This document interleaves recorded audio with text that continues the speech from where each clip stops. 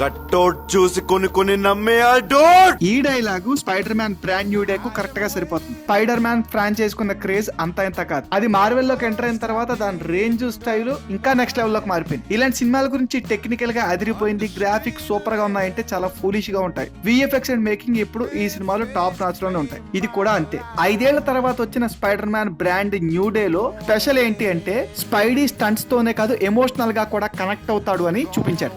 Normal గా spider man సినిమాలో లాగా high range of action expect చేస్తారు, కానీ ఈ బ్రాండ్ న్యూ డే లో అవి కొంచెం తగ్గాయి. ఈసారి స్పైడర్ మ్యాన్ సాహసాలు పక్కన పెట్టి స్టోరీ చెప్పడం స్టార్ట్ చేశాడు. అది కూడా చాలా ఎమోషనల్ గా చెప్పాడు. ఫస్ట్ హాఫ్ అయితే కొంచెం సాగిన యాక్షన్ సీన్స్ తో ఓకే అనిపించింది. సెకండ్ హాఫ్ వచ్చేసరికి కంప్లీట్ గా ఎమోషనల్ డ్రామాలా నడిచింది. సినిమాకు హై ఇవ్వడానికి తీసుకొచ్చిన హల్క్, పనిషర్, స్ట్రెయిన్ థింగ్స్, సేడిసింగ్ క్యారెక్టర్స్ బాగానే వర్కౌట్ అయ్యాయి. ఇలాంటి మూవీస్ కి స్టోరీ, స్క్రీన్ ప్లే లాంటివి మన ఇండియాలో పెద్దగా పట్టించుకోరు. విజువల్ ఫీస్ట్, థియేట్రికల్ ఎక్స్పీరియన్స్ కి ఎక్కువ ప్రయారిటీ ఇస్తారు. కానీ గత స్పైడీ మూవీస్ తో కంపేర్ చేస్తే brand new day average movie.